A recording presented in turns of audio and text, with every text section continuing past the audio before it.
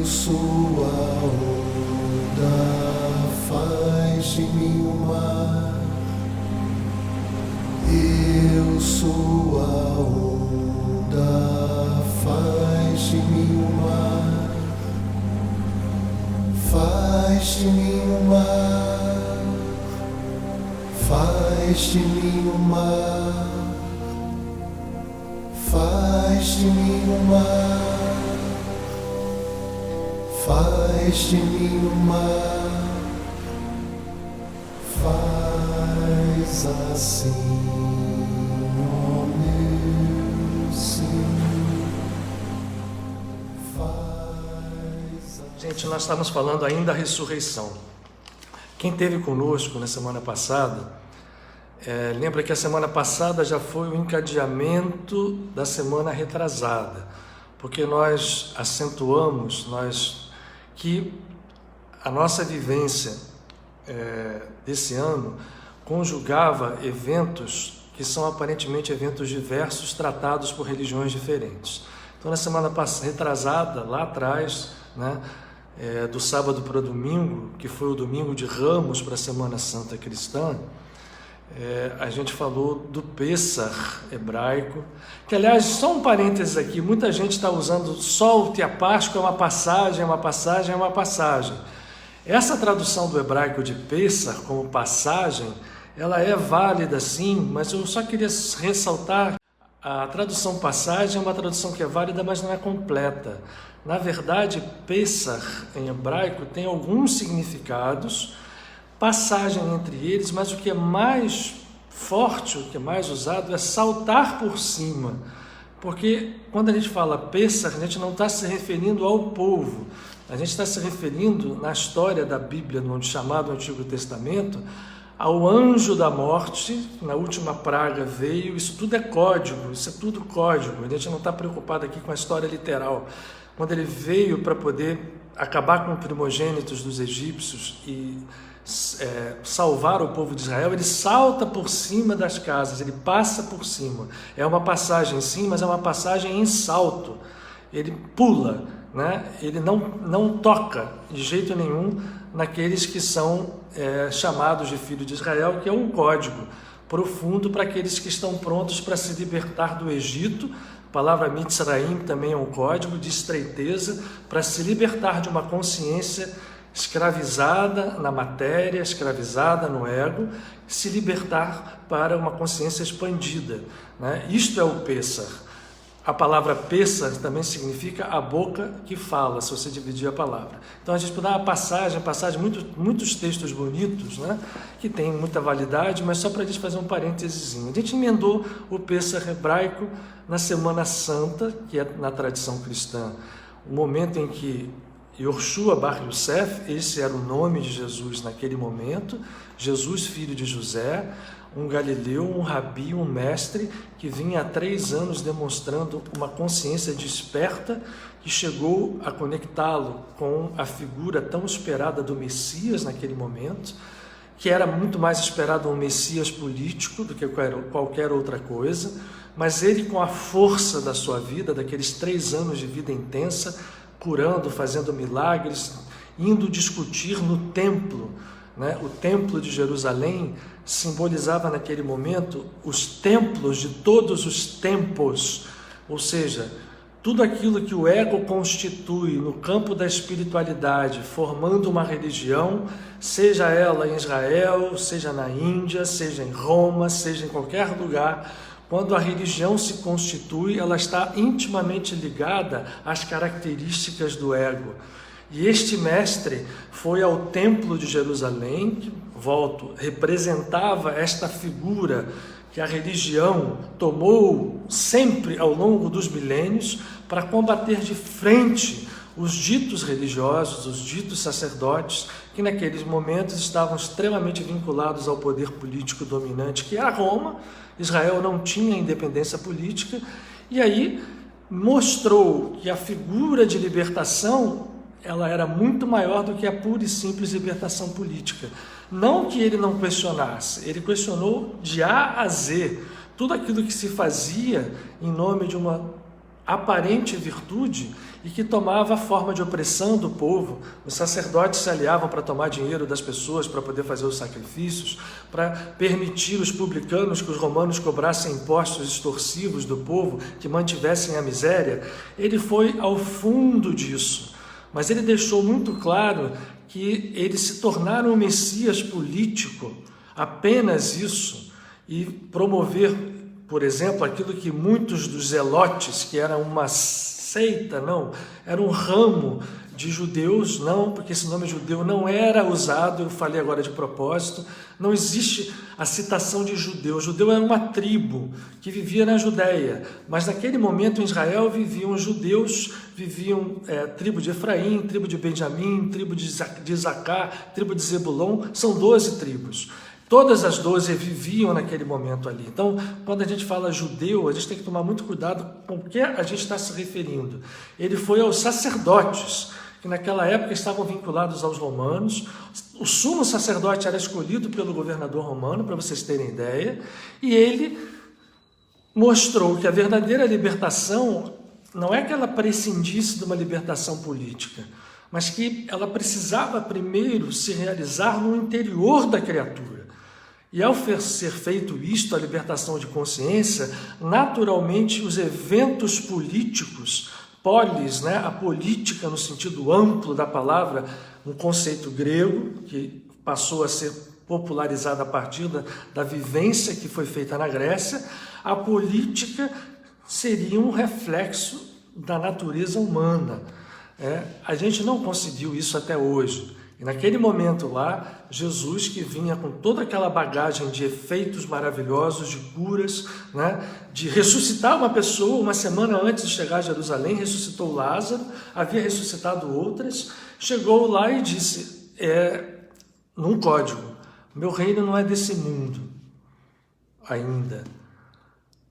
E aí a gente tem que entender, e isso é que eu procuro abordar aqui sempre com vocês, é que eu, quando me refiro a Jesus, é lógico que a gente vai lembrar sempre da pessoa individual, belíssima, grandiosa, Jesus de Nazaré, que foi até deificado por uma das religiões que se formou, na verdade, por quase todas elas que se formaram ao redor dos seus ensinamentos séculos mais tarde.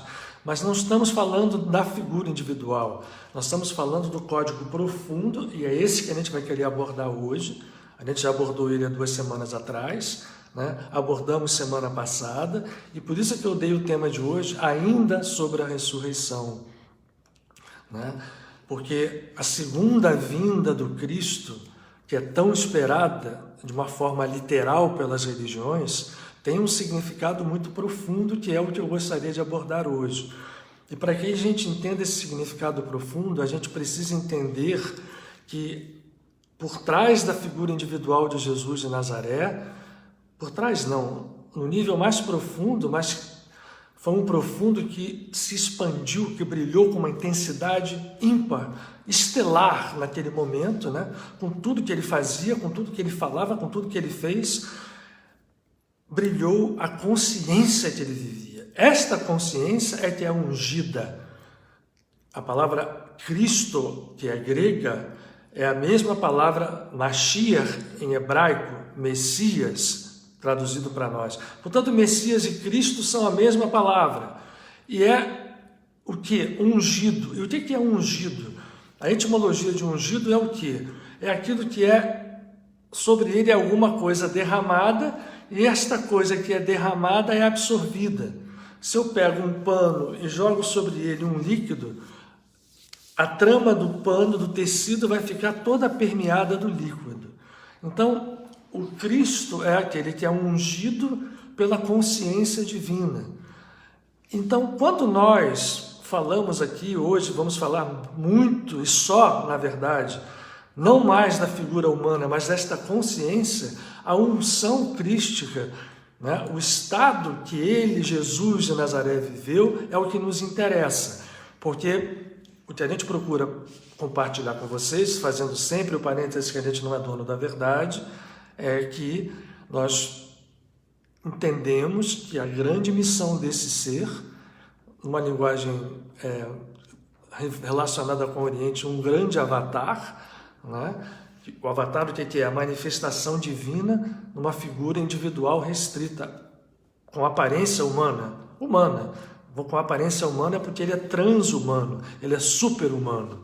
E, portanto, este Cristo que viveu em Jesus de Nazaré, queria e quis e fez, basta que a gente saiba entender, essa é a nossa proposta, lembrando que ninguém está tentando convencer ninguém aqui, nem fazer proselitismo para ninguém, que o poder que estava naquela consciência se expressou com toda a sua potência e deixou uma lição, mas uma lição que é também um mapa, uma espécie de mapa do tesouro, que precisa ser seguido, que precisa ser compreendido. Como é que a gente faz quando acha um mapa de um tesouro?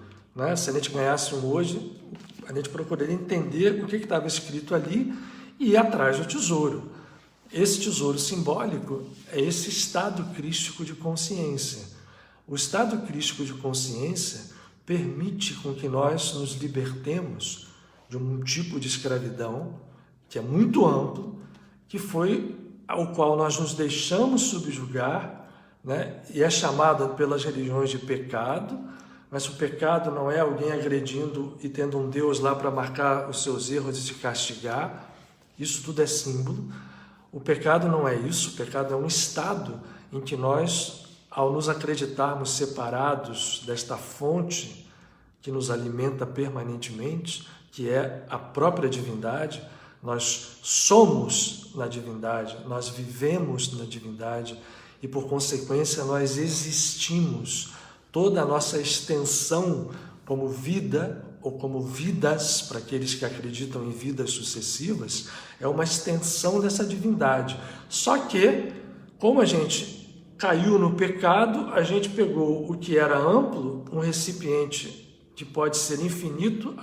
É aquela história que hoje a gente vai falar dele aqui de novo, o Paramahansa Yogananda, né? Trazendo uma sabedoria do Oriente para cá no século XX, cantou até numa música, eu sou a onda, faz de mim o mar. Né? O pecado é a gota, é a onda, é a bolha, né? Que se desprega do mar momentaneamente, acreditar que ela é alguma coisa separada do mar. Ela é o mar e jamais deixará de ser o mar na sua essência. Uma gota que saia do mar tem a mesma composição que o mar infinito. Então, nós estamos nesta consciência que, ao se escravizar nas características egóicas, ela se separa, não, porque isso não existe, mas ela se pensa, se ilude, separada da divindade, da sua fonte, e, portanto, está em pecado. Esta é que é a definição, não, é o conceito que a gente pretende trabalhar aqui. Esse ser, quando mostra que quando a gente entende isso, vai para aquele mapa do tesouro e desperta, a gente sai desse estado, e ao sair desse estado nós estamos libertos de uma escravidão. E aí, por isso que eu falei aqui na semana passada, por que ele, com uma sabedoria infinita, conjuga o seu processo de Pessah, né, de salto da morte. O que é o Pessah? O salto do anjo da morte sobre um processo. E não é só a morte física, é esta morte que nós estamos falando, a morte da consciência original, através do pecado, da ilusão da separação original, usando novamente uma linguagem oriental, isto é o Maya. Quando nós caímos na ilusão de Maya, é que nós pegamos a nossa gota, a nossa bolha, e olha, tem bolhas e tem ondas de todos os tamanhos, né? Tem ondas enormes, de 40 metros, tem ondas de até mais, quando se tempestades. Então, o ego pode ser enorme, ele pode ser algo, né? A quantidade de água, eu posso tirar água do mar, posso tirar milhões de litros de água do mar, separá-los, né?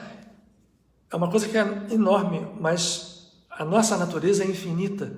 Então, quando eu junto uma gota ao mar, ela fica maior do que milhões de litros que são separados dele, porque quando a gente separa, a gente pode ter uma ilusão de grandeza. Eu estou querendo usar uma figura aqui, espero que eu esteja sendo claro para vocês. O ego se ilude com Maya porque ele passa a acreditar em coisas finitas, em coisas ilusórias. E a maior de todas as ilusões é a ilusão da morte física.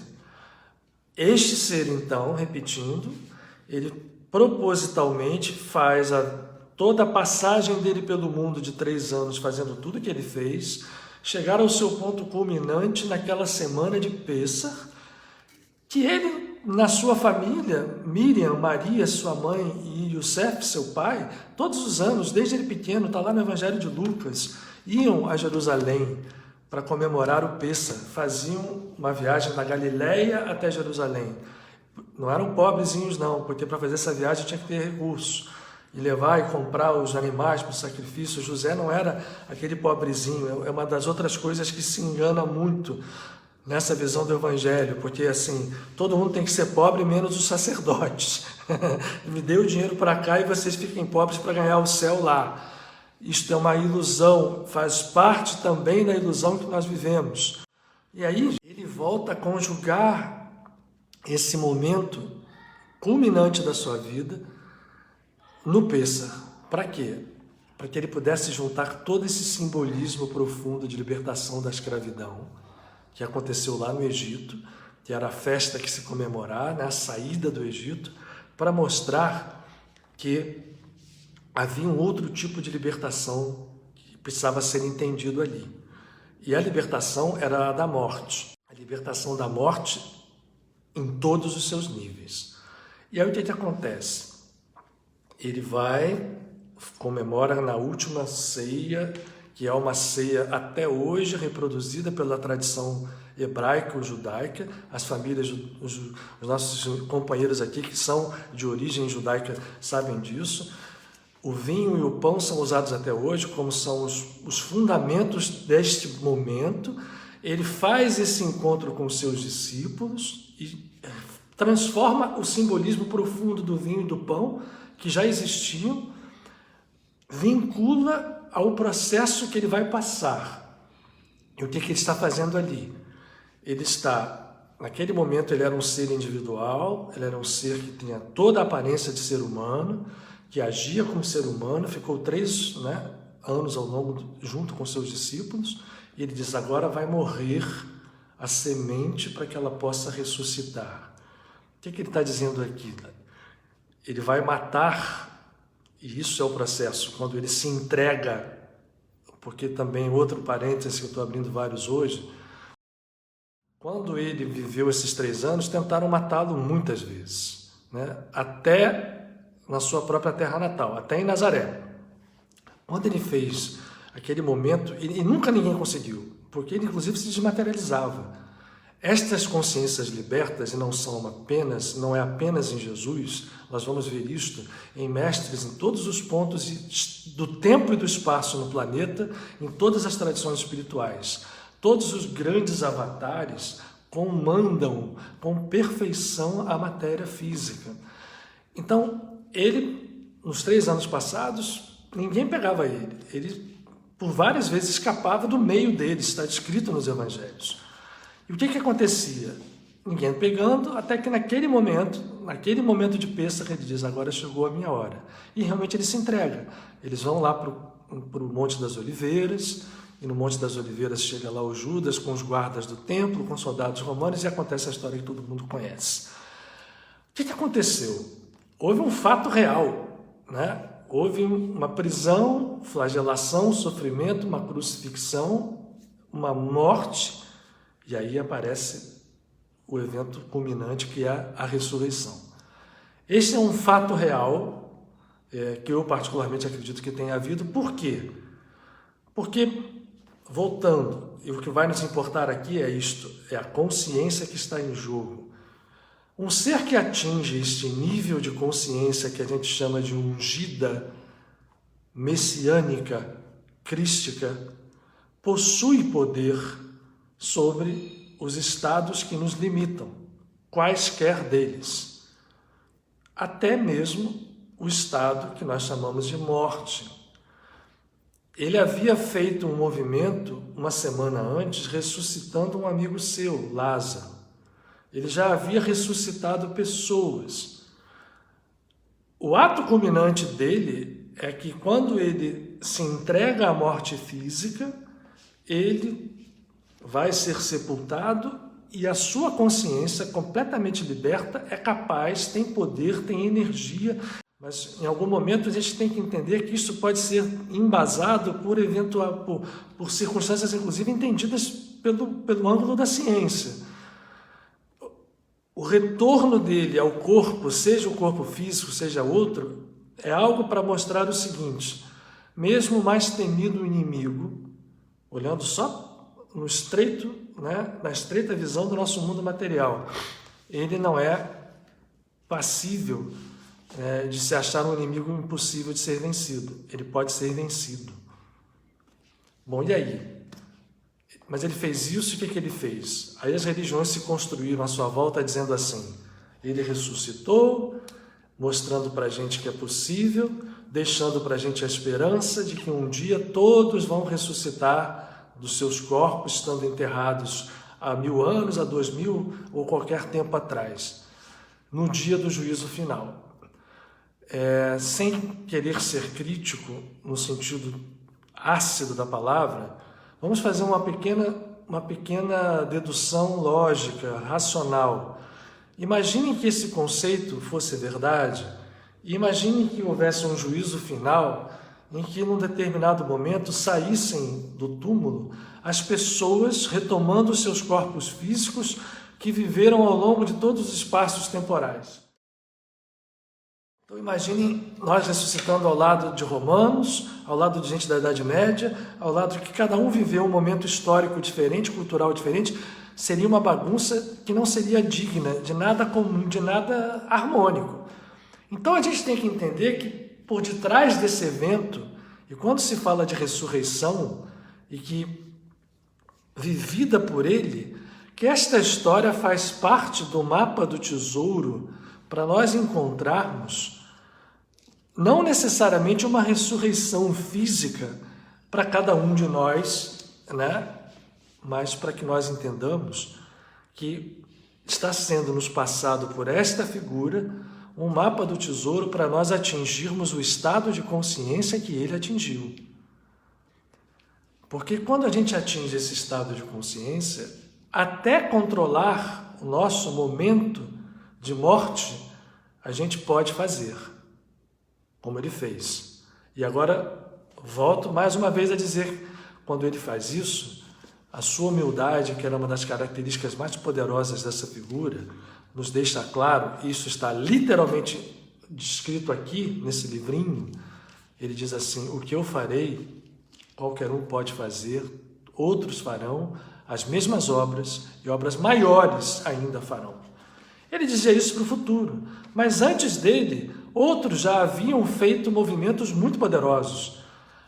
Ora, imagine o seguinte: as religiões todas se fundaram em contexto histórico temporais muito fechados. Naquela época, a comunicação entre a Palestina e a Índia, entre a Palestina e a América, chamada pré-colombiana, onde estavam as tribos adiantadíssimas dos maias, dos incas, as tribos da África, não existia praticamente. Havia um inconsciente coletivo, mas quando Jesus apareceu, Krishna já tinha estado no mundo há 2, 3 mil anos antes. Buda tinha estado 600 anos, 300 e poucos anos antes. Outros seres haviam demonstrado com muita precisão esse mesmo grau de consciência. Então, quando ele fala que outros farão a obra, ele sabia que outros também tinham feito obras poderosíssimas, porque eu não duvido que um ser com esse estado de consciência conhecesse muito mais do que os seus contemporâneos, pela consciência que ele vivia já, a história vivida pelo planeta como um todo. Ele é um ser de consciência global, então para ele a Terra já era um planeta redondo, onde haviam vivido civilizações e viviam naquele momento. Enquanto ele estava ali, na Índia havia grandes rishis. E esses seres, vou dar um exemplo, quando ele diz outros farão a mesma obra do que eu vou dar 2 exemplos para vocês. Um dentro, chamado da civilização cristã, e outro lá na Índia. Existe um ser que inclusive ele é muito próximo de nós, chamado Troilanga, ou Trailanga, que Paramahansa Yogananda descreve esse ser no livro Autobiografia de um Yogi. Foi um contemporâneo do seu Paraparanguru, do seu Paranguru, na verdade o guru do seu guru, Lahiri Mahasaya, E este ser, ele era um milagre ambulante. Só para vocês terem ideia, ele viveu 300 anos, aparecendo e reaparecendo. Ele flutuava sobre o Ganges, é muito documentado, o Troy Langa. Para quem tem curiosidade, tem até um filme indiano, antigo em preto e branco, que está no YouTube, que conta a história dele. Mas Paramahansa Yogananda refere-se a ele no livro. Ele bebia veneno e não morria. Ele era um Cristo. Ele era um Cristo, um ungido, alguém de consciência messiânica. Só para dar um exemplo mais próximo de nós. Dentro da tradição cristã, eu falei aqui na semana retrasada, Francisco de Paula, que fazia milagres de uma amplitude e que foi desencarnar com 91 anos. Esses seres só saem do mundo quando querem. A morte não tem domínio sobre eles. Isso é o que eu estou querendo chegar a vocês. E quando saem do mundo, mostram que ninguém morre. Porque o que Jesus fez? Ele mostrou com clareza. Ele morreu ali, né, na cruz e voltou inteiro. Assim também outros seres. O Guru, já que nós falamos dele, do nosso amado Paramahansa Yogananda, Sri Swami Sri Yukteswarji, voltou materializado inteiro e apareceu para Yogananda, que ficou muito abatido. Ele estava na Índia na época que houve o Mahasamadhi de Yukteswarji. Deixou o corpo assim, olha, agora estou indo embora. Deu uma pequena febre e ele foi em posição em asana de yoga. Né? Tem também no YouTube, hoje tem tudo no YouTube, vocês podem ir lá buscar isso, tem até filmes. O Yogananda ficou muito abatido, doeu muito nele. E aí, algum tempo depois, quando o Yogananda estava num hotel em Cálcuta, se eu não me engano, aparece Sri Yukteswar completamente materializado para ele, com um corpo tangível, e fala com ele. Gente, a morte física não existe. Mas nós estamos falando de coisas que vão além apenas da constatação da sobrevivência. Porque sobreviver à morte física, o corpo físico desaparecer, se desligar, vamos chamar assim, e a entidade, a consciência espiritual com seus outros corpos, né, com outros veículos, se desligar, isto é sobrevivência. E a sobrevivência pode nos levar a diversos estados pós-vida física. Depende daquilo que nós estamos construindo dentro de nós. Se ainda estamos ligados ao ego, se ainda estamos presos a processos egóicos, ou se a gente está começando a levantar o nosso estado de consciência, se já plantamos sementes boas, se já estamos indo num caminho de libertação. Dependendo disso, a nossa sobrevivência se dá. Mas eu estou falando hoje, esse é o nosso tema, de algo que vai além da sobrevivência. E é isto que esta figura aqui fez. O Cristo, que habitava em toda a plenitude, a consciência crística na figura de Jesus de Nazaré, mostrou que havia sobrevivência e a ressurreição.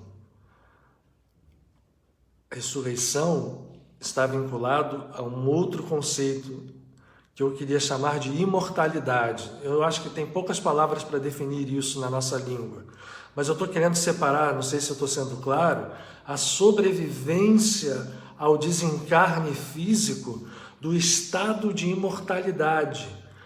O estado de imortalidade a gente pode atingir até aqui encarnado. Olha o exemplo aqui, olha o Yogananda, olha São Francisco Xavier, olha São Francisco de Assis. E hoje eu quero falar muito especificamente, porque agora a gente vai entrar na segunda vinda do Cristo, que é é o subtema, não é o tema conjugado desse nosso de hoje, ainda a ressurreição e a segunda vinda do Cristo. Nós vamos nos falar de uma figura magistral, que já desde aquela época foi mal interpretada, mas que surge agora com uma intensidade maior do que nunca nesses tempos que nós vivemos, que é Maria de Magdala, Maria Madalena, que nos mostra com clareza, talvez ela e, eu diria, os discípulos todos, né, são histórias que compõem esse mosaico codificado de cada um de nós ter um deles e todos eles como arquétipos que vivem dentro de nós também. Mas Maria de Magdala foi muito desprezada porque atribuíam ela a ser prostituta e, na verdade, ela era uma figura e é uma figura de uma grandiosidade absoluta, amada profundamente por Jesus e tida por ele como uma discípula mestre.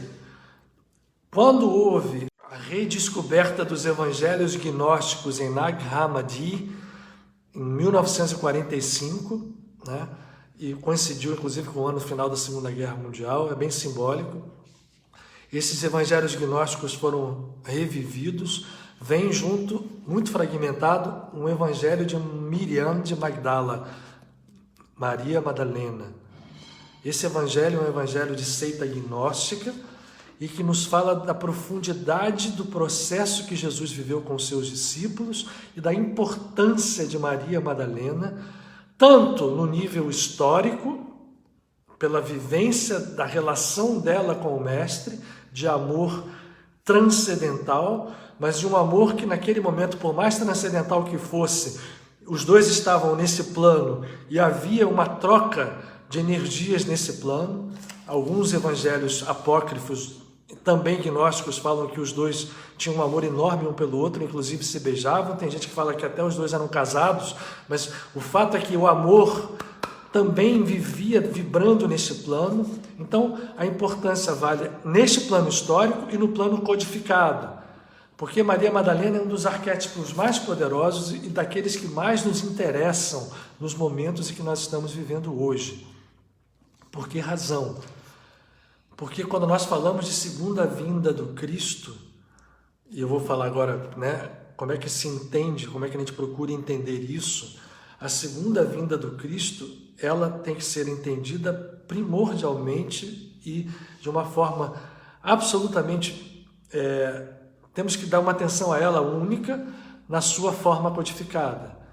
Paramahansa Yogananda, eu estou falando muito dele hoje, foi inclusive o autor de uma obra em 3 volumes que já existe em português, chamada Segunda Vinda de Cristo, porque ele codifica brilhantemente o processo, né, pegando este símbolo e transformando este símbolo novamente como um dos aspectos daquele mapa do tesouro para cada um de nós.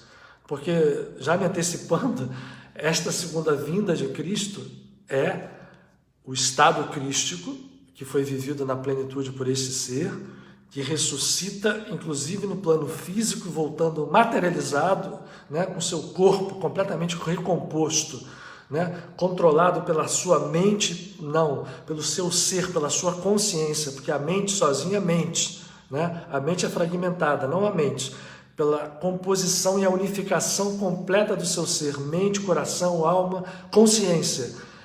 Este corpo completamente refeito, isso no nosso espaço tridimensional, isso no nosso campo histórico, mas o mais profundo desse ensinamento e deste evento é o seu significado simbólico. Era o que ele mostrava ser possível e desejável e atingível, recomendável para cada um de nós também fazer. Sermos outros Cristos. Muitos o foram ao longo da história, né? Padre Pio, para a gente falar, eu falo de São Francisco de Assis, né? Ananda Moyima, Paramahansa Yogananda, Swami Shri Yukteswar, Bhagavan Krishna, Buda e muitos outros desconhecidos. Imagine que existam mestres e mestres em todas as religiões, em todos os tempos. A possibilidade de atingir esses estados de consciência é algo absolutamente palatável, atingível por nós, alcançável. Não é algo que a gente vai alcançar num momento. Porque o que acontece? O que aconteceu a partir do evento histórico e que o símbolo foi deixado de lado, né, com a assunção da religião que se tornou a religião católica, eu falei dos gnósticos de forma proposital, porque o gnosticismo ele é muito profundo, ele tem um parentesco profundo com a visão que a Kabbalah tem, que a visão que toda a visão védica tem. O parentesco é muito profundo, tanto que Yogananda pegou isso, trouxe e mostrou aqui, ó, o que Krishna falou e o que Cristo falou em Jesus são extremamente semelhantes, são a mesma coisa. E isto vale para os Vedas, vale para a Kabbalah, vale para qualquer tradição, porque a espiritualidade é única. As religiões são muitas, mas a espiritualidade, a consciência criadora dos universos, que a gente chama de Deus, cada vez a gente vai chamar menos dessa palavra, porque esta consciência é inominável. A espiritualidade é única. E, portanto, este ser aqui, quando ele retoma o seu corpo, quando ele diz, eu e o Pai somos um, ele está querendo dizer, eu, o Pai, e ele diz, não está só querendo, e vocês, nós somos todos um. Só que em vocês isso é potência, em mim isso já é existência, já é evento. Muitas moradas existem na casa do meu Pai. As moradas são conscienciais e nós precisamos ascender. E aí, voltando, o símbolo que a gente quer falar hoje da ressurreição e de nós termos a segunda vinda do Cristo começa, e ele faz isto escolhendo precisamente com quem? Com Miriam de Magdala, Maria Madalena. O que acontece? Se vocês forem olhar os evangelhos, não estou falando nem dos gnósticos mais não, tá?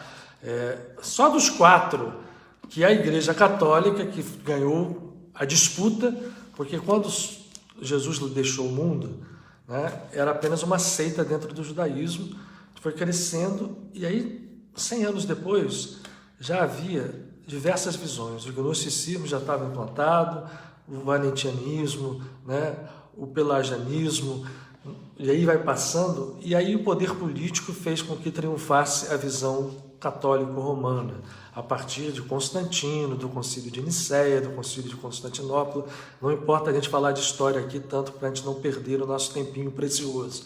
Mas o processo a Igreja Católica ganhou força política e esses foram os evangelhos que ficaram chamados canônicos. Só vale isso aqui. Os apócrifos foram postos de lado, voltaram à tona em 1945 com a descoberta dos gnósticos.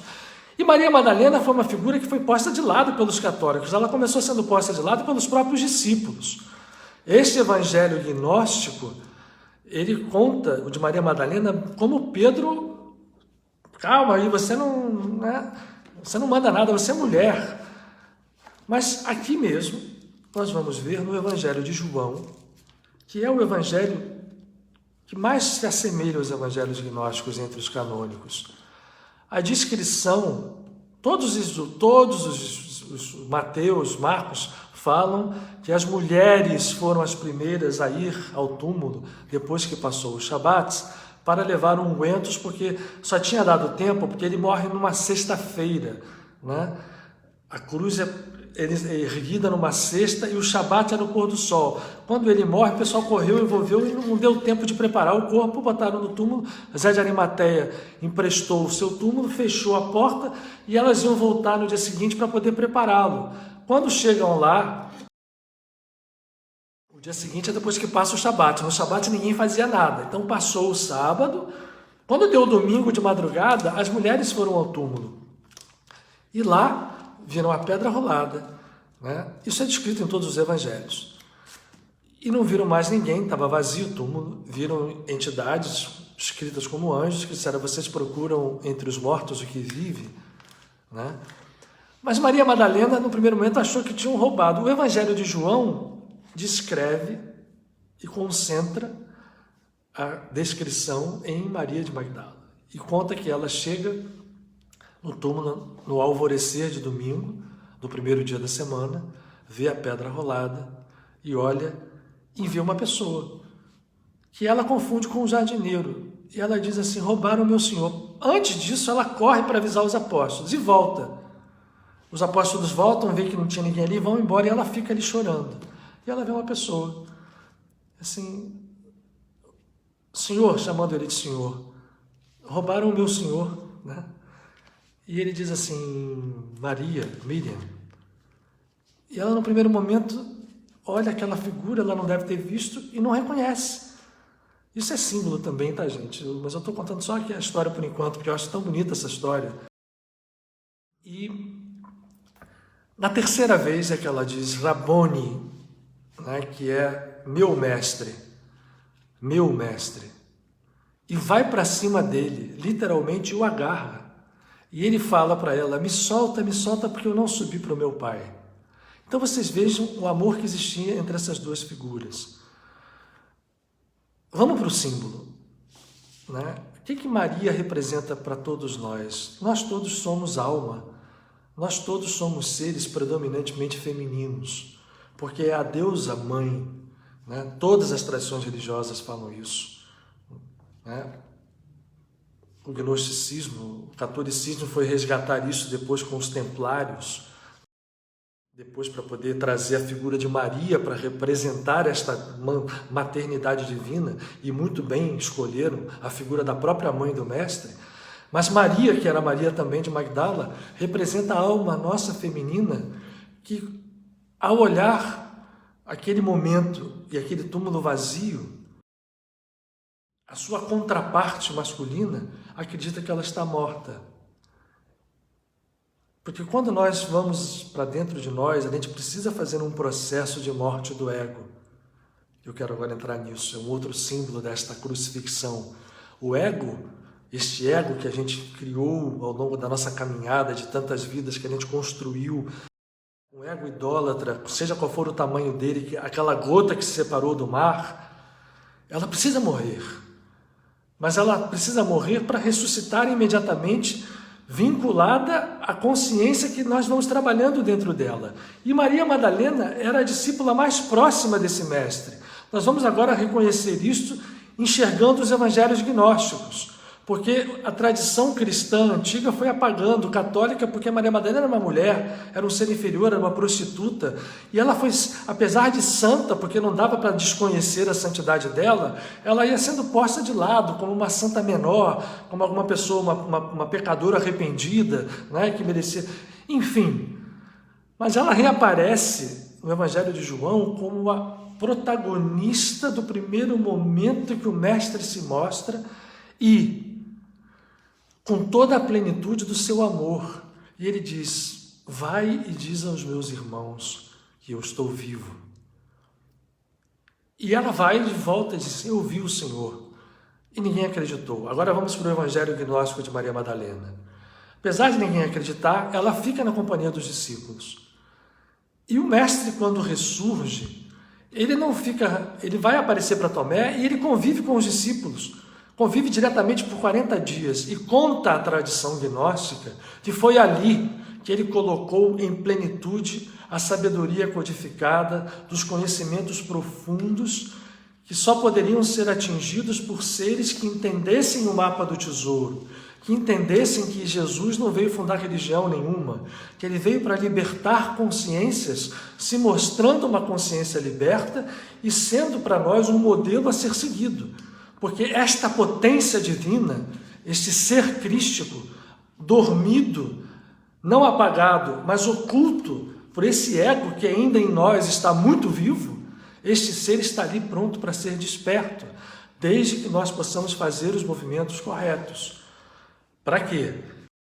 Eu estou falando de códigos agora, para que nós possamos fazer como Maria Madalena fez. Primeiro nos vincularmos integralmente no amor a esta contraparte, de modo a fundir o nosso ser numa unidade. É só quando a gente consegue fazer o ego, que é naturalmente masculino, partido, por isso que o mundo caiu, e o feminino ficou, né, ao contrário do que se fala, o pecado original não veio da mulher, ele veio dessa separação que aconteceu dos dois, macho e fêmea, que precisam se fazer um, em todos os níveis da criação, não só de um ser com o outro, de um homem com uma mulher, de um macho, de uma fêmea, de todas as espécies, mas dentro de cada um de nós também. Porque nós todos somos macho e fêmea. Temos um grande psicólogo do século XX, Carl Gustav Jung, que mostrou com clareza que nós temos ânima e ânimos.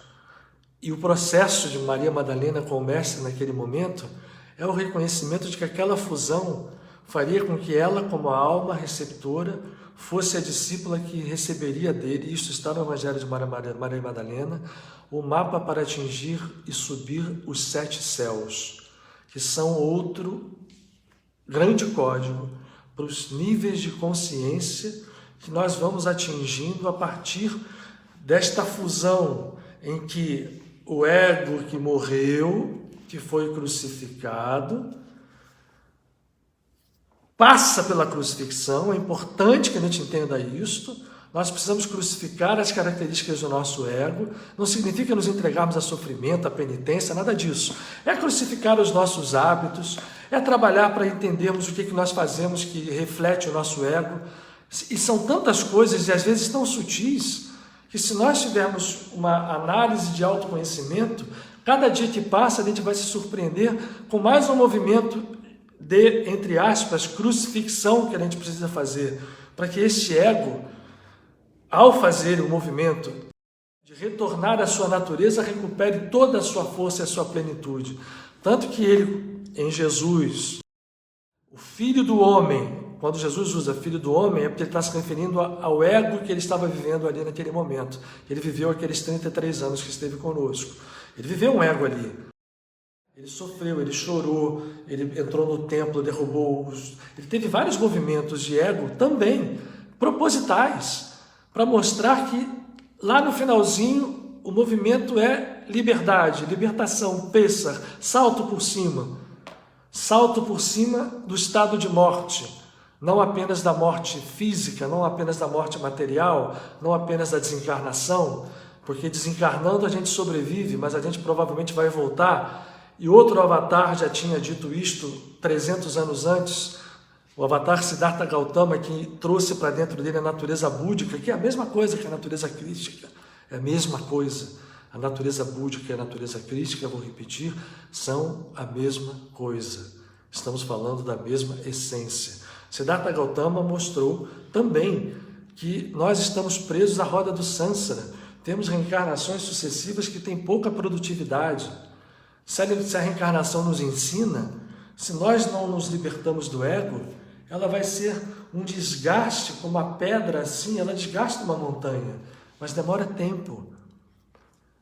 Esse estado de mergulho na natureza crística, de salvação, eu vou tentar falar disso hoje mais uma vez, porque eu acho que não foi claro da outra vez, que nós podemos fazer conosco mesmos, quando a gente mergulha em técnicas de meditação, quando a gente procura fazer uma autoanálise para entender cada dia o que nós estamos fazendo nesse dia, se nós abençoamos mais do que nós condenamos, se a nossa palavra foi ferina, muitas vezes se o nosso pensamento foi, se os nossos atos e a nossa palavra e a nossa emoção e tudo aquilo que compõe o nosso ser está harmônico, se eu estou agindo de uma forma, falando de outra, agindo de uma forma, pensando de outra, olha quanta coisa o ego precisa. Esta é a nossa crucifixão diária. Isto é acordar todos os dias e entendermos o quanto a gente ainda precisa levantar, nos erguermos. Como ele se ergueu, a cruz era realmente, materialmente um Y, né? Os braços dele estavam assim como orando. Isso foi visto por todas as videntes, por Teresa Neumann, por Catherine von Emmerich, todas as videntes, mulheres, né? Todas, por Brígida de Vadstena, que viram, né, o filme da crucifixão, descreveram a cruz como um grande Y, que era posto de maneira que o ser ficasse esticado ali e pudesse realmente... Mas ali foi. Nós precisamos nos reerguer todos os dias, mas não é nos batendo, sofrendo, apologia de sofrimento, não.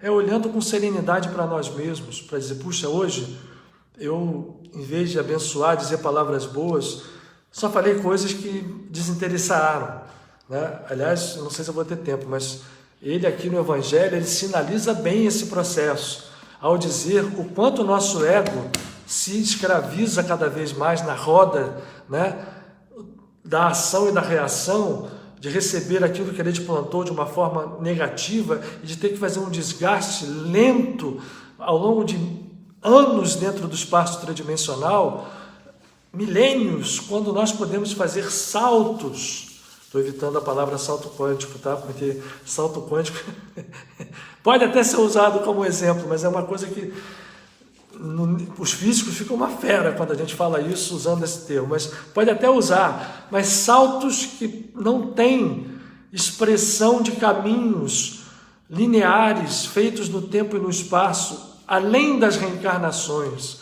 O que Paramahansa Yogananda trouxe no século XX quando trouxe a técnica de Kriya e assim também todas as técnicas sérias de meditação? Porque quando eu mergulho dentro de mim mesmo, o ego faz um mergulho, a alma, Maria Madalena, faz um mergulho para encontrar o seu Cristo ressuscitado, melhor dizendo, que nunca nem morreu, porque o ego morre, mas o Cristo jamais morre dentro de nós. Então, Maria Madalena, aquela palavra do anjo, por que você procura entre os mortos aquele que vive? Olha o código profundo que tem nessa frase. Por que nós vamos procurar na morte o que é vivo? Dentro de nós existe um Cristo vivo, ele pode estar uma chama lá no fundo da nosso entulho egóico. Isto, crucificar o ego, é ir retirando esse entulho. É cada dia eu acordar, ainda que numa situação externa que não seja favorável, invertendo o processo, meditando, orando. Oração verdadeira é isso, é ligar o nosso canal. A gente tem esse canal dentro de nós, com a fonte, isso é orar. E aí a gente vai descobrir que orar não é só para o alto, é para dentro também, porque a fonte está aqui também. Não tem um movimento direcional, é um movimento multidimensional. Oração e meditação são movimentos multidimensionais. Quando o ser descobre isto, ele acelera o seu movimento e chega a velocidades, usando esse parâmetro, nessa comparação, inimagináveis. Promove saltos de consciência, e isto é não procurar mais entre os mortos aquele que vive. E aí quando a gente reconhece, porque olha o que acontece, no primeiro momento ela nem reconhece o seu mestre. Ela está ainda tão presa, achando que ele morreu, que ela olha e acha que é o jardineiro. Mas quando ela vê que é ele, ela se atira e ele diz, ainda não fui para o meu pai. Olha que interessante. Ele quer dizer para ela, a gente precisa completar a união dos dois polos da consciência, e o terceiro polo é a união com o Pai Criador. Quando fala Pai, é aquele que não é o Pai no sentido Pai feminino, masculino, não. É o sentido mais alto ainda. Este Pai a que ele se refere é o que compõe o triângulo. E aí Maria Madalena entende isso, ele desaparece e vai reaparecer depois para iniciá-la numa sabedoria que os outros apóstolos depois ficaram sabendo, mas ela foi iniciada numa sabedoria profunda. No Evangelho de Maria Madalena está descrito de como se vai aos 7 céus e o entendimento de que a consciência precisa ascender. A forma que nós temos de vencer as batalhas, sejam quais forem elas, que a gente se defronta na vida física ou em qualquer vida, seja se a gente esteja encarnado aqui, seja se a gente já esteja do lado de lá, em algum plano espiritual, em nosso lar ou em qualquer outro lugar. Se vocês lerem Nosso Lar, vocês vão ver no livro do Chico que existe lá o Ministério da União Divina, que os seres que vão lá são só aqueles que entendem que o grande trabalho não é nem trabalhar para ganhar bônus hora, é ir em direção à fonte única de onde todos nós proviemos e para onde todos nós estamos retornando. Então, em qualquer aspecto da vida, aqui encarnados, no nosso lar, em qualquer lugar, esta é a nossa meta. Não quer dizer que a gente vai ficar parado não fazendo nada, não agindo. É que isto é uma ação, já dizia o Bhagavan Krishna, que precede as ações, sejam as ações mentais, sejam as ações físicas ou as ações verbais. É uma ação num nível tão profundo e ela é absolutamente necessária para que nós possamos fazer o caminho correto, porque senão pode haver uma ilusão, inclusive de nós nos acreditarmos espiritualizados, nos acreditarmos já elevados, já superiores e cairmos do cavalo. E uma queda do alto é mais complicada, mas também aqui não vamos entrar nesse termo, nesse nível, né? Não é a nossa discussão. O que nós estamos falando aqui eu vou contar para vocês uma coisa que tem uma tradição cabalística, que o rei Davi cometeu um erro muito grande quando ele se tornou um rei muito poderoso, ele quis contar o seu povo. E dentro da tradição espiritual da Kabbalah, o censo, contar, é muito complicado, porque significa que eu estou botando um fim, ainda que seja enorme, em algo que teoricamente não precisa ser contado. É um conceito profundo, mas enfim. Ele quis contar o povo, e quando contou, veio uma praga enorme em cima do povo, começou a morrer gente, e ele falou: fui eu culpado. O que eu faço? Uma das coisas que foi dita a ele é que ele, depois que isso passasse, para nunca mais voltar, ele tinha que abençoar ou dizer 100 bênçãos por dia. Aí ele fica: como é que eu vou abençoar 100 vezes por dia? Os mestres nos ensinam: abençoar 100 vezes por dia é eu abençoar pelo pensamento, pela palavra, pelo ouvido, pela contemplação. Então eu posso abençoar uma cena quando eu olho algo mal e não vejo só a maldade naquilo. Eu procuro entender que lá no fundo de tudo, ainda que muito escondida, pode existir uma luz, e eu movimento um pensamento que seja uma vibração de amor.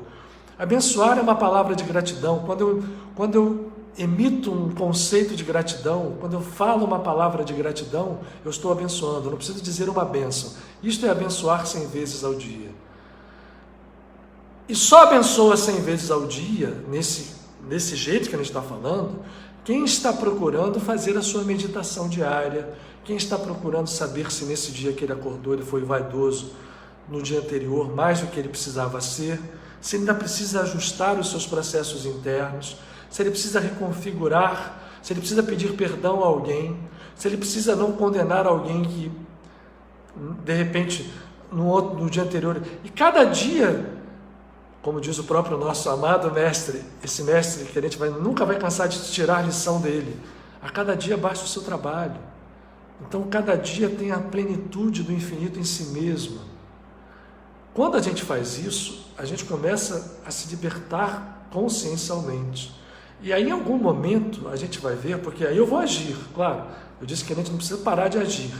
Eu vou para o meu dia a dia, eu vou para o meu trabalho, eu vou para minhas relações humanas com as pessoas que eu amo, que eu deixo. Eu vou lidar com tudo aquilo que eu tenho plantado ao longo de séculos e séculos, com as causas e efeitos que estão vindo aí na minha traseira, trazendo o meu destino. Mas, se eu entendo, e aí o conceito que a física quântica trouxe para o mundo microcósmico, esse sim eu acho que ele pode ser perfeitamente aplicável, que o futuro, que o destino futuro, ele pode estar direcionado por forças disparadas no passado, por nós mesmos, pelo movimento que fizemos, que direcionam para uma determinada direção, para uma determinada solução que pode ser ruim, pode ser sofrimento, pode ser dor para nós. Se eu vou trabalhando o meu dia a dia e vou ganhando momentum no sentido físico, potência, movimento, velocidade, se eu uso bem a meditação, se eu sei fazer a minha oração, um auxiliar profundo, não apenas de petição, mas de comunhão, de união com a consciência divina, isto vai fazendo com que cada dia o futuro, eu vou podendo anular o passado, entendam bem isso, e vou podendo fazer com que aquele futuro possível, que me direcionava para algo que não era tão bom, pudesse apresentar nas suas infinitas possibilidades. Imagine o seguinte: à minha frente tem o meu destino como se fossem estados suspensos de futuro. Diversas coisas que no dia seguinte, ou daqui a 1 milhão de anos, para contagem de tempo, mostram possibilidades desde que eu tome essa ou aquela direção. E no passado eu tomei várias direções que me empurram,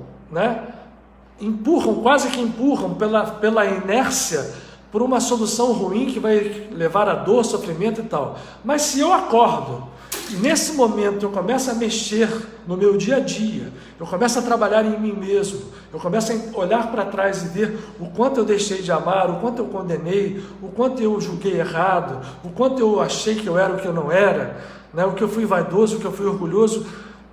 E não vou me culpando não, porque a culpa também é horrível. A culpa é uma armadilha dos seres que não querem a nossa evolução, que querem que a gente se castigue, se ache culpado. Não, é entender e progredir. eu posso fazer com que a luz que está levando, luz não, a direção, a força, para não confundir, está nos levando para um destino ruim, e o lado de lá que era possível tem uma possibilidade tão pequena, a luz começa a virar e aquilo que era tão ruim vai sendo apagado e aquilo que pode ser melhor vai ficando mais claro. E daqueles futuros possíveis pode vir para a minha vida algo que eu pudesse acreditar antes impossível. É por isso que esse mestre aqui diz, numa determinada passagem, em 2 evangelhos, nada é impossível para Deus. Mas não é só para o Deus barbado que está lá em cima não, gente. Todo o momento de que ele viveu, todos os 3 anos que ele passou nesse mundo, ele disse que eu e o Pai somos um. Então, se o Pai está em mim, o Pai está em mim, e eu estou no Pai, se eu estou em vocês e vocês em mim, então, portanto, eu e vocês estamos no Pai, significa isso para os discípulos e para quem se desperta, que Deus está em nós. Então, se nada é impossível para Deus, nada é impossível para Deus em nós. Mas a gente só encontra Deus em nós quando a gente tira os entulhos do ego, quando a gente faz de cada dia realmente um trabalho, quando a gente busca que naquele dia, se eu não conseguir tudo que eu queria, eu avancei. E se eu dei um passo hoje, o passo de amanhã pode disparar a reação em cadeia da salvação. Como é que uma bomba atômica explode? Né? A matéria é uma quantidade de gramas de matéria, ou centenas de gramas, explode quando aquela energia que está amarrada ali na matéria, que está condensada na matéria, se dispõe, é uma bomba atômica. Mas o processo que vai levar a bomba atômica se chama reação em cadeia, é disparado por um movimento. O que esse mestre, agora eu vou entrar aqui, ainda a ressurreição e a segunda vinda de Cristo dentro do nosso tema. O que ele fez na cruz ali? Ele já era um ser crístico, não era? Então ele tinha dentro dele uma potência inimaginável, já realizada, que nós temos não realizada. Né? Por isso que o Yogananda Deus chamou a self de self-realization, autorrealização. Nós não fizemos isso na real, para nós é só potência. Ele tinha. Quando ele vai para a cruz fazer com que aquele ego se crucifique para ressurgir, eu já falei disso tudo aqui, mas tem algo a mais ali. Por isso é que as religiões confundiram, né? Falou, Jesus recebeu os nossos pecados, salvou os nossos pecados, apagou os nossos pecados. É muito fácil, né? Seria muito fácil. Ficou com ele e a gente aqui, ó, vamos aproveitar porque ele pagou o pecado de todo mundo. É algo que é real, mas não é assim não, é profundo. Quando ele fala do estado da graça, o estado da graça é tudo que eu descrevi aqui. A gente tem que caminhar para ele. É um estado de consciência que eu preciso construir a cada dia. Então, o estado da graça não vem de graça, ele exige esforço, ele exige trabalho, ele exige cada dia que eu faça esse movimento de autoconhecimento, de busca da luz. Acender a luz, fazer ela brilhar, eu tenho ela lá dentro. Ele já tinha. Então, quando ele vai para a crucifixão, ele disparou uma reação em cadeia. Estou usando uma comparação muito pobre, mas uma reação em cadeia em altos níveis. E é como se ele tivesse jogado ali um vórtice de energia que está vivo, desde há 2000 anos atrás até agora, esse momento. Não é fisicamente lá no Calvário, está vivo como? E acessível como? Pelos nossos movimentos de consciência. Então, o que é aceitar o Cristo, que é tão mal entendido pelas religiões? É aceitar essa natureza. Para isso eu preciso trabalhar, eu preciso tirar de mim o ego, eu preciso crucificar o meu ego.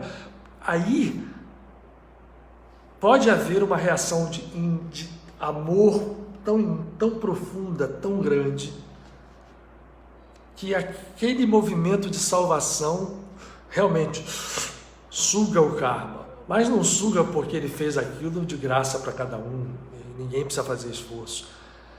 Vocês já viram corrida de automóvel, de Fórmula 1? Tem gente aqui que eu acho que gosta. Como é que um corredor faz quando ele quer ultrapassar alguém? Ele entra no vácuo do carro que vai na frente para poder ganhar velocidade.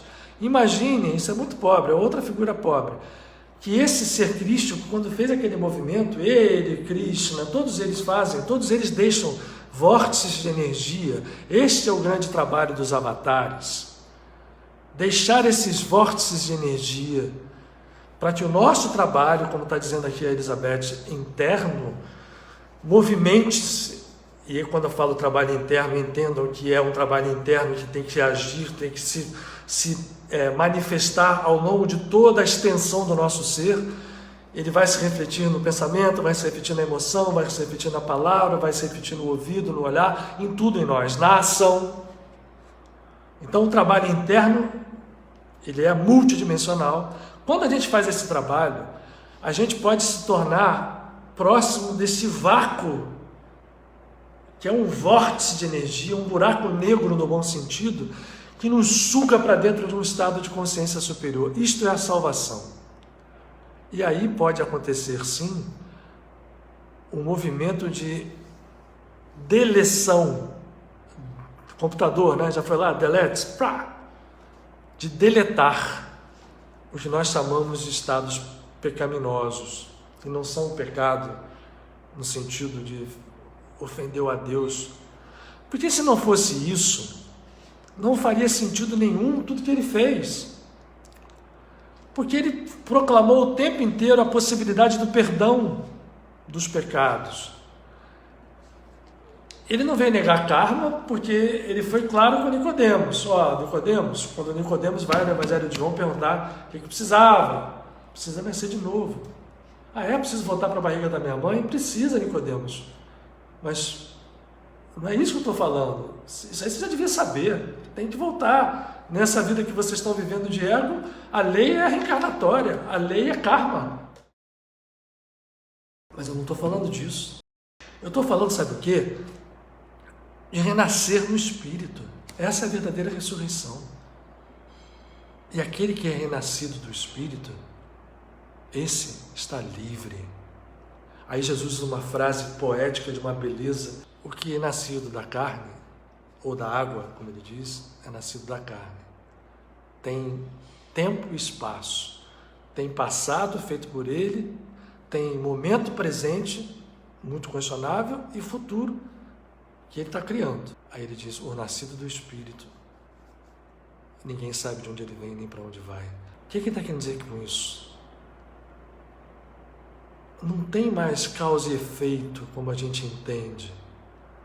Porque todo esse trabalho de crescer a consciência, ele vai nos libertando desses futuros kármicos possíveis, e aí a direção que a gente tomou, movido pelo passado, e quando eu consigo disparar a reação em cadeia da salvação, trabalhando internamente a minha consciência e refletindo isso em todos os níveis do meu ser, planificando o meu ser, revivendo o meu ser, sendo Maria Magdala, crescendo na consciência para me tornar a alma discípula e a mulher do Cristo, unidos num casamento sagrado.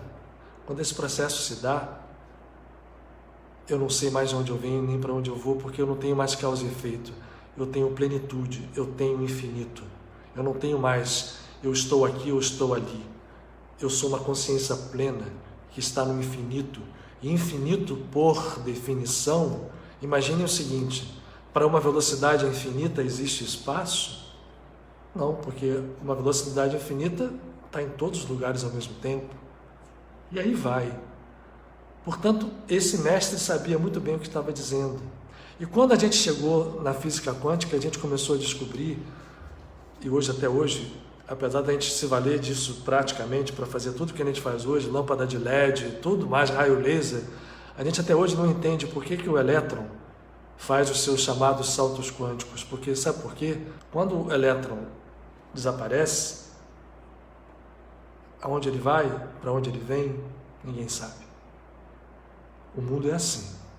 O mundo é infinito. A nossa ilusão é que nos encarcerou na escravidão. Por isso o símbolo do Pêssar é tão forte. É uma escravidão de consciência, preso nos sentidos, preso na matéria, preso nos julgamentos que nos vem pelos sentidos, pelas tradições, por aquilo que nos ensinam, pela potência que os nossos antepassados imprimem nos nossos códigos genéticos. Estamos encarcerados e precisamos nos libertar como seres e como sociedade. Mas para libertar uma sociedade é preciso de seres libertos. Então ninguém, quando a gente vê esse mundo confuso de hoje, acredite que não está fazendo nada quando está. É claro que a gente precisa, gente, como a gente tem feito, a nossa casa faz isso, no trabalho tão legal que o Michael faz, com os outros trabalhos, todo mundo quando faz movimentar para ajudar pessoas, né? É claro que a gente tem que fazer, mas é preciso entender que os trabalhos internos também estão atuando em níveis para que forças invisíveis possam ser cada vez mais encorpadas para se chegar a uma reação em cadeia. Então entendam isso, o trabalho é integral. Nós temos que nos mover para mover e mudar essa sociedade. Nós temos que nos mover para fazer isso em todos os níveis e também fazendo dentro de nós mesmos. Então, quando a gente fala de segunda vinda do Cristo, eu recomendo que vocês leiam o livro do Paramahansa Yogananda, onde ele fala isso infinitamente melhor do que eu poderia falar aqui, mas ele nos diz aqui no Evangelho de João: eu vou para que venha o Consolador, o Espírito Santo. A segunda vinda de Cristo é exatamente o Espírito Santo, que nada mais é do que Deus. Ele não é a terceira pessoa da divindade? Que Deus é o Espírito Santo? É o Deus em nós. Parece simples, né? É, mas não é só para olhar, é para realizar, né? É a velha história do pavê, não é pavê, é para comer. Tem que comer o corpo do Cristo, tem que beber o sangue do Cristo, tem que fazer uma comunhão verdadeira com essa natureza. Aí, Cristo virá por uma segunda vez. No Evangelho de João, Jesus não ascende aos céus, não. Termina ele dizendo assim para o Pedro: Pedro, você me ama? Pastoreia as minhas ovelhas. Pedro é um aspecto dentro da gente. E o João estava ali, aí, esse aqui, Pedro era ciumento, né? Apontando para o João. Aí Jesus fala assim: se eu quero que ele permaneça até que eu venha, o que você tem com isso? Aí criou-se várias explicações, que o João não ia morrer, está até no Evangelho escrito isso, que ele vai reencarnar várias vezes. Qualquer coisa pode ser válida, mas João e Pedro são aspectos diferentes, e João é um aspecto muito interessante do nosso ego. O João Evangelista é aquele discípulo amado, aquele discípulo que era mais jovem, era o que durou mais tempo. Então, é o ego que já está ali, ó, né? Naqueles 12, tem que permanecer até quem que venha, a consciência crística. Então, permanecer o João até que venha o Cristo é que a gente precisa fazer o discípulo amado amar. Ele vai se juntar com Maria Madalena, o João vai acompanhar Maria Madalena até Éfeso depois, né? Inclusive a sua mãe, a mãe do Cristo, entrega a ele até que venha a consciência crística em nós. E é isso que a gente precisa, gente. A gente precisa fazer um trabalho diário para que a consciência crística... E ela cura. Quais são os resultados práticos disso? Cura. A gente tem direito a curar as nossas doenças físicas, a gente tem direito a curar as situações das nossas vidas. Se nós fizermos os movimentos corretos, cada dia é um dia e cada dia é um passo à frente, até que esse passo... Uma vez eu usei a comparação da bota de 7 léguas do pequeno polegar, que é um conto de fadas, que todo mundo sabe que são símbolos. O ser pequenininho, quando põe uma bota de 7 léguas, dá passos gigantescos. Somos nós. Nós somos pequenos polegares. Polegar, né? O dedo mestre. O dedo que faz a oposição, né? O movimento que só o homem tem, a raça humana. É o dedo que diz vida ou morte. E o pequeno polegar, quando põe a bota de 7 léguas, vai longe. Vamos fazer a nossa meditação de hoje. Eu hoje queria fazer especificamente, não sei porquê, uma meditação vinculada para a cura. Cura no sentido profundo da palavra. Cura das nossas doenças físicas, cura das situações que nós estamos vivendo no relacionamento, seja um relacionamento homem-mulher, pais e filhos, família, empresas, cura da sociedade, entender o aspecto de cura profunda que nós precisamos trabalhar. Vamos fazer essa meditação então? E eu queria recomendar para vocês, eu gosto muito sempre de salmos, o código sálmico mais vinculado à cura é o Salmo 80, que se vocês olharem, o que tem a ver com cura isso aqui, se lerem assim? Ali existem potências divinas codificadas nesse salmo, mesmo em português, tá, gente? Que se alguém quiser fazer uma oração de cura, eu recomendo como prática ler primeiro o Salmo 80, meditar nele e aí faz a sua prece. Hoje eu pensei muito nos pretos velhos, aqui nesse lugar tão sagrado para mim. Os pretos velhos são seres de um potencial de cura tremendo, essa cura que a gente falou. Se vocês repararem, todos os pretos velhos têm nomes muito significativos, né? Quase todos têm nomes de profetas, de santas. Sabe por quê?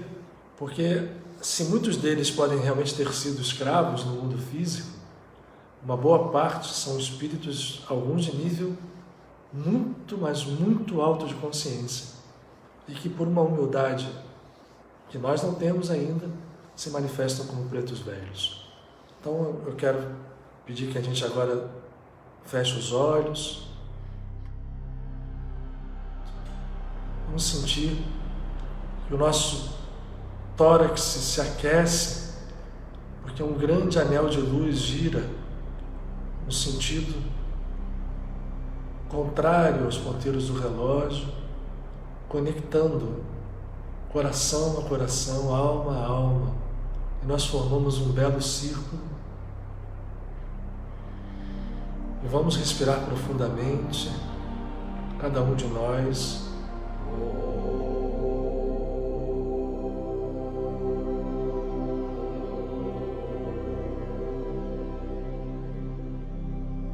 Eu vou deixar que cada um possa dirigir a cura para onde ache seja mais necessário. Nós podemos ser uma doença física em nós mesmos que queremos que ela seja curada, em um ser amado nosso.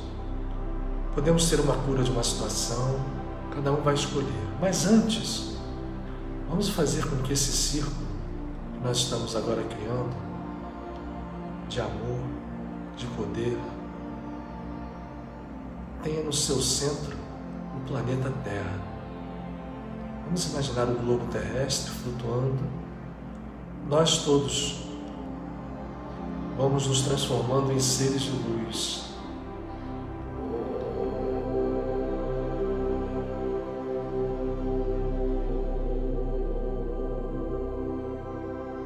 A cada movimento de respirar, nós vamos perdendo as nossas características físicas e as trilhões de células do nosso corpo vão dando espaço à luz que cada um de nós possui, completamente inatingível, inapagável.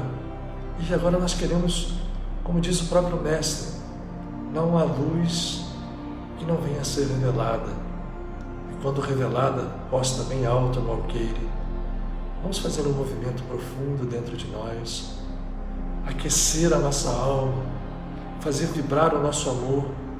Vamos pensar numa situação em que a nossa emoção seja uma situação, nós podemos nos valer desse auxílio feliz que nós vivemos, que aqueça o nosso coração, ou a lembrança de uma situação amada, de um ser amado, ou mesmo mentalizar o próprio Cristo, ou a Mãe Divina, na figura de Maria de Magdala, ou da Mãe Santíssima, ou Bhagavan Krishna.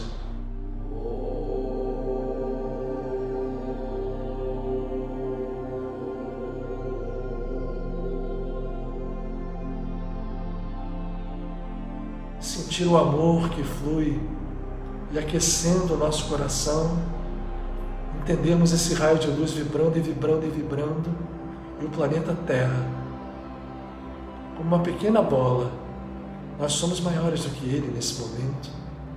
Nós nos tornamos luz, um halo de luz branco, estonteante, unido no centro por um fio, um círculo dourado que toca no centro do nosso tórax. Nós, criaturas crísticas que somos em potencial, nesse momento, clamamos a natureza crística infinita que se manifeste e que esse planeta, que tanto sofre, que tanto cria ilusão, que tanto cria dor, que tanto cria separação, nesse momento possa, de cada um de nós, num grão de areia, receber essa luz, e vamos estender as nossas mãos, e essa luz que está vibrando em nós sai como raios em direção ao planeta, e os continentes que estão girando, aparecendo para nós, a Europa, a África, a Ásia, a América. Esse mar azul, as nuvens, vão sendo envolvidos por essa luz branco-prateada, com tons de violeta, em profunda cura. Esses raios saem de nossas mãos, mas vêm do nosso coração, vêm desse halo de luz, desse centro crístico que vive dentro de nós. Vamos tomar uma respiração mais profunda.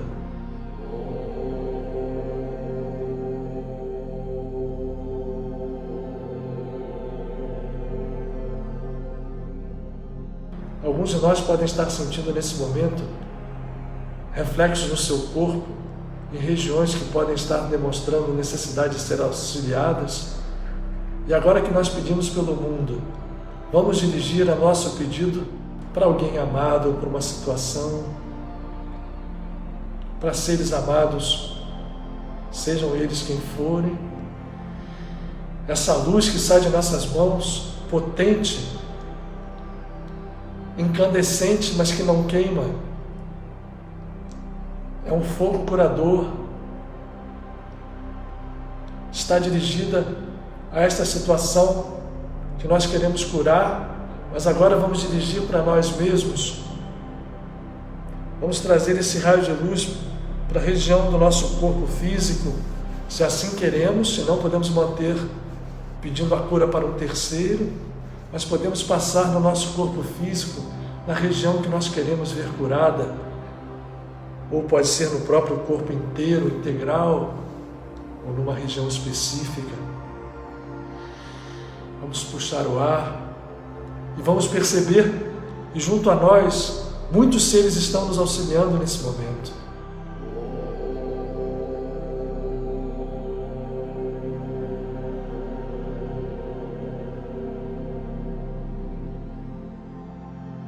Não estamos sozinhos, estamos com miríades de seres que se associam a nós como anjos, elevando uma escada, subindo por ela e fazendo descer essas bênçãos que fluem através de nós, continuam fluindo para o planeta, continuam fluindo para as situações que queremos resolver, para os seres amados que queremos auxiliar, curar nesse sentido profundo, e também para nós mesmos, porque amar ao próximo como nós mesmos unifica, e é isso que nós estamos buscando fazer nesse instante.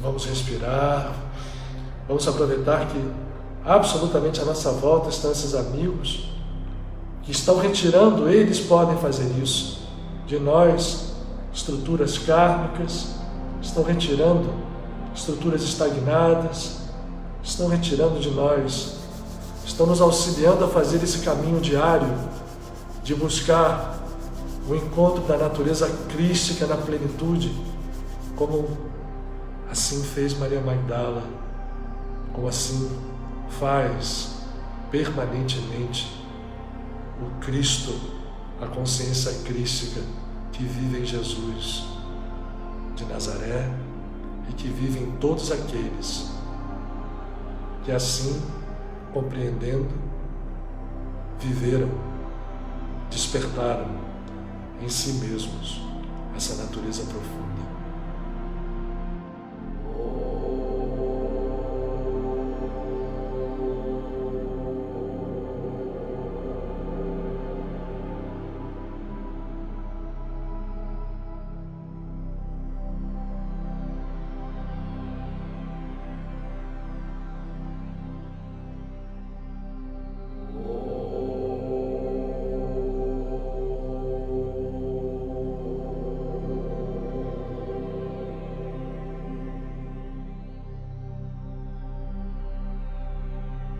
Eu recomendo que possa aproveitar, ficar mais alguns momentos, para que seja retirado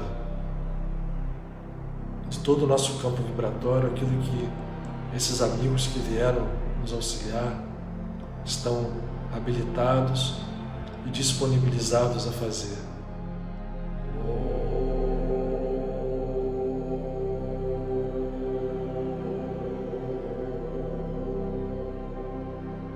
E vamos todos agradecer tudo que aprendemos em conjunto hoje aqui, tudo aquilo que os nossos companheiros, que já não são visíveis aos sentidos físicos, mas que nós percebemos estarem junto a nós, nos trouxeram. Vamos construir a nossa morada, nosso tabernáculo, e vamos conjugar as nossas forças e agradecer mesmo. Muita gratidão a todos vocês. Um beijo grande no coração. Faz assim, ó meu Senhor. Faz assim, ó meu Senhor. Tu e eu sempre unidos. Tu e eu sempre unidos. A onda do mar desfaz-se no mar. A onda do mar desfaz-se no mar. Eu sou a onda, faz de mim o mar. Eu sou a onda, faz de mim o mar. Faz de mim o mar. Faz de mim o mar. Faz de mim o mar. Faz de mim o mar. Faz assim, ó meu Senhor. Faz assim, ó meu Senhor. Faz assim, ó meu Senhor. Faz assim.